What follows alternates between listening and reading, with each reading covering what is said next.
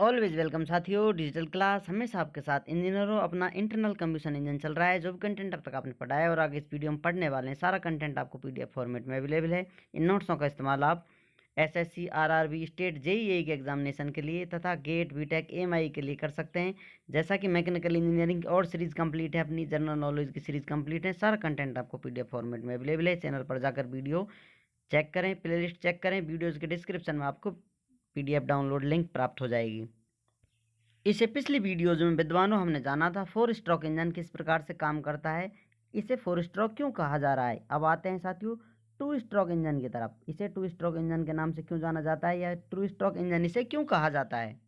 इससे पहले हमने देखा था 4 स्ट्रोक साइकिल किस प्रकार से क्रैंक है या कहा जाए इसमें कंबूशन कराया जाता है 4 स्ट्रोकों में। एक बार कंप्रेशन, एक बार एक्सपेंशन, फिर कंप्रेशन, फिर एक्सपेंशन होता है।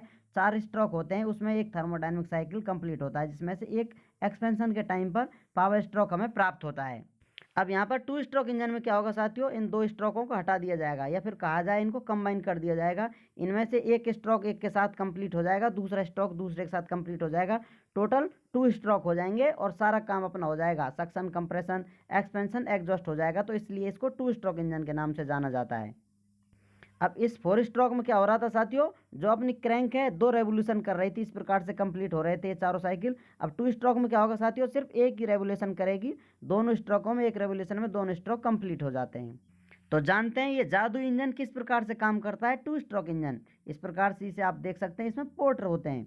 यहाँ पर जो इंजन है इसमें क्या है साथियों, यहाँ पर आपको ज़्यादातर नाम नज़र नहीं आ रहे हैं। ये एग्जॉस्ट पोर्ट है, ये इनटेक पोर्ट है, ये ट्रांसफर पोर्ट है साथियों।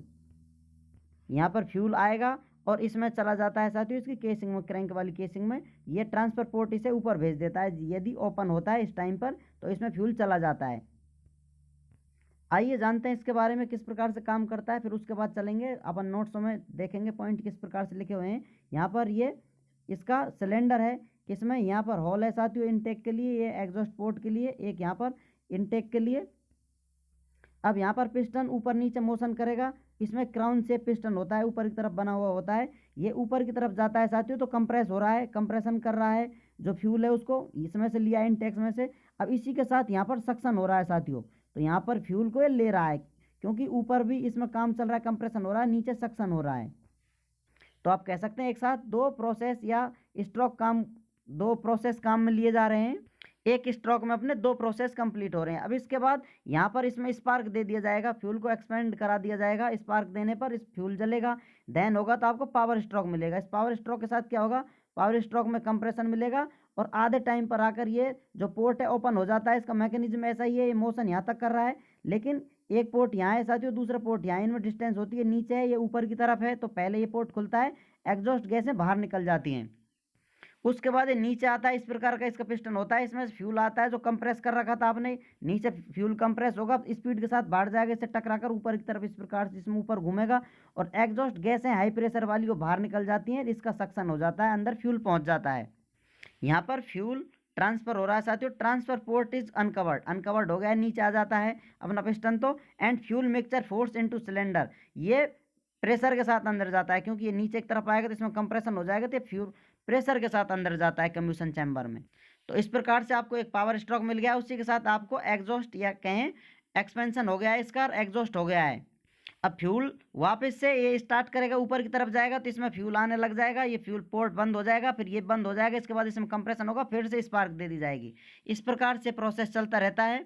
दोबारा नेक्स्ट वीडियोज में आकर इस पर फिर से चर्चा करेंगे, अभी आपके लिए इतना जान लेना काफ़ी है। अब आते हैं पॉइंटों की तरफ। Thermodynamic cycle is completed in 2 stroke, जैसा अभी बताया था आपको, 2 स्ट्रोकों में अपना थर्मोडायनेमिक जो प्रोसेस है साइकिल है कंप्लीट हो जाता है। ऑफ दी पिस्टन, पिस्टन ऊपर नीचे घूम जाती है, उसमें एग्जॉस्ट हो जाता है, सक्शन हो जाता है, कंप्रेशन हो जाता है, पावर स्ट्रोक मिल जाता है इन 1 revolution of the crank shaft के सिर्फ एक ही रेवोल्यूशन में ये काम हो जा रहा है। 2 स्ट्रोक में एक रेवोल्यूशन मार रही है साथियों क्रैंक शाफ्ट, और 4 स्ट्रोक में ये 2 चक्कर काट जाती थी। This is 1 power stroke in every 1 revolution, प्रत्येक चक्कर में एक पावर स्ट्रोक इसे प्राप्त हो जाता है 2 स्ट्रोक इंजन में। Because of 1 power stroke in 1 revolution, greater cooling and lubrication requirement, high rate of wear and tear.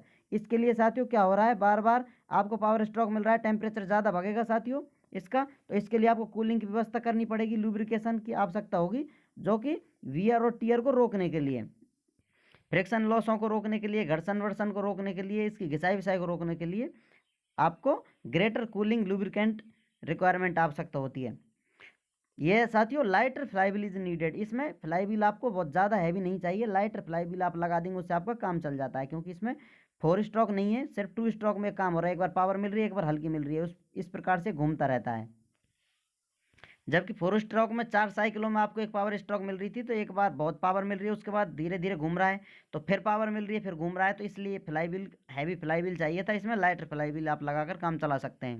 Next आते हैं 2 stroke engine have no valve. इसमें वाल्व नहीं होते हैं साथियों, पोर्ट लगे होते हैं जो टाइमिंग के साथ खुलते बंद होते रहते हैं, but only ports, inlet, transfer port, exhaust port होते हैं, जो आपको बताया था साथियों। आगे जाकर भी हम देखेंगे, डायग्राम स्टडी करेंगे, फिर से इंजन पर पहुंचेंगे। अभी यहाँ पर सिर्फ स्ट्रोक के बारे में, 2 स्ट्रोक इंजन के बारे में जानकारी ले रहे हैं, तो ये संक्षिप्त में आपको जानकारी मिल रही है।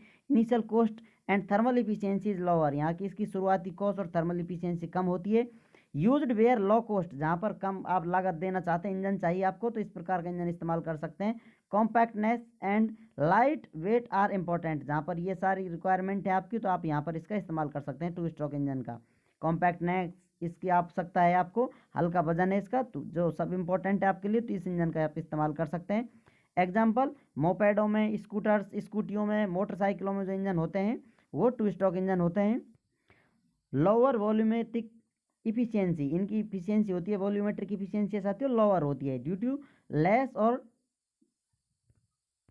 Laser time for mixture intake. यहाँ पर जो इनका इनटेक है, इनटेक बहुत कम टाइम में दिया जा रहा है, तो इसकी वॉल्यूमेट्रिक इफिशियंसी वो कम होती है। वॉल्यूमेट्रिक इफिशियंसी क्या होती है साथियों, जितने वॉल्यूम आप फ्यूल डाल रहे हैं, तो कम टाइम के लिए होती है, तो यहाँ पर लेस वॉल्यूमेट्रिक इफिशियंसी अपनी, lower volumetric efficiency due to lesser time for mixture intake. इनके बारे में अभी और डिटेल में जानेंगे, क्योंकि इंजन ही हम पढ़ रहे हैं साथियों, अभी पर शुरुआत चल रही है, आगे जाकर डायग्रामों सहित इनका अध्ययन करेंगे। आप धीरे धीरे सारी जानकारी आपको डिटेल में अच्छे से समझ में आ जाएगी। आप जुड़े रहें, सीरीज एंजॉय करते रहें, थोड़ा पेशेंस रखें और एंजॉय करते रहें सीरीज। वीडियो को अंत तक देखने के लिए, चैनल को सपोर्ट करने के लिए आपका दिल की गहराइयों से बहुत बहुत धन्यवाद। मिलते हैं किसी नेक्स्ट वीडियो में। जय हिंद, वंदे मातरम।